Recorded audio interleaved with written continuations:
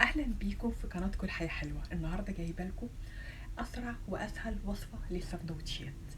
هبدأ معاكم الوصفة على طول.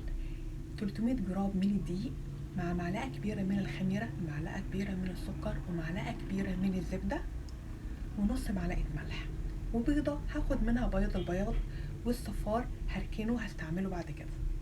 وهبدأ الاول ان انا افرك كل المكونات مع بعض، وبعد كده هنزل عليها بالمية.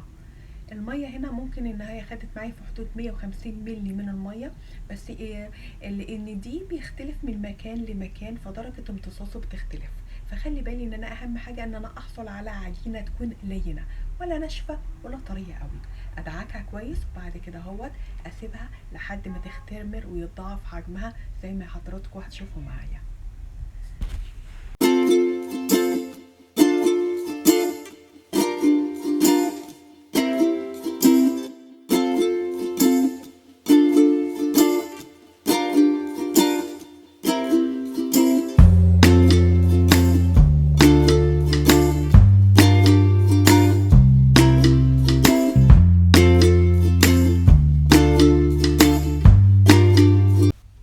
هنا الحشوة أنا اخترت حشوة بسيطة وسهلة جدا، عبارة عن بصل وفلفل، ممكن فلفل ألوان الموجودة عندك. أشوحها على النار، وبعد كده أنا سلقة بطاطس هبدأ إن أنا أنزل عليها أعشاب زعتر روزميري ومعلقة كبيرة بابريكا، وههرس كل المكونات دي مع بعض وهركنها على جنب. بجد حشوة برغم ان هي من غير لحوم، لا طعمها حلو قوي وبسيطة وسهلة قوي. هبدأ هنا العجينة خمرت معايا، هبدأ ان انا اقسمها على نصين متساويين، هفردهم هما الاتنين قد بعض على شكل دايرة، وهبدأ اقسم الدايرة ديت لمجموعة من المثلثات زي ما حضراتكم هتشوفوا معايا.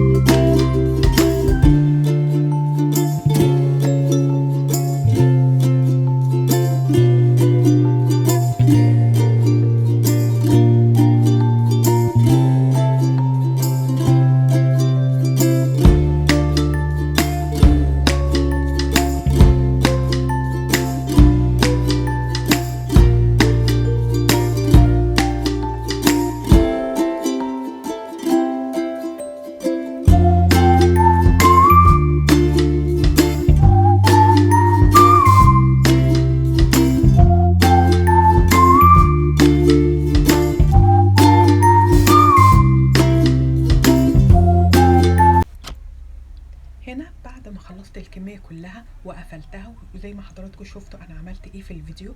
بدات ان انا احطهم على صينيه مدهونه واغطيهم لحد ما يضاعف حجمهم. في الوقت ده انا مشغله الفرن. هنا جبت كميه متساويه من الميه والدقيق علشان عملت زي حاجه كده سايله هدهن بيها المخبوزات او السندوتشات من فوق، هتديها شكل حلو قوي. هنا بعد ما ضاعفت حجمها، البصفار البيضه اللي انا سبته في الاول هبدا ان انا ادهن بيه. انا حطيت عليه حبه شويه لبن صغيرين وبدات ان انا ادهن بيه وش المخبوزات بعد ما خمرت. بعد كده اهوت الخليط اللي انا عملته من الميه والدقيق هبدا ان انا ازوق بيه السندوتشات من فوق. تعملوا خطوط، سمبوكسات، إيه، اي حاجه انت عاوزاها تقدر، بس هتدي شكل حلو قوي للسندوتشات، وهتغير من شكلها بجد يعني. هبدا ان انا ادهن بيه كل واعمل خطوط لكل السندوتشات اللي عندي، وبعد كده هدخلها على فرن درجه حرارتها حوالي 200، ومش هتتاخر عليا جامد لحد ما وشها ما يحمر، وابدا ان انا اطفي عنها وابدا ان انا اولع الشوايه ممكن من فوق حبه صغيرين ان انا ازود الاحمرار بتاعها. بعد كده اهوت هخرجها وهتشوفوا شكلها معايا.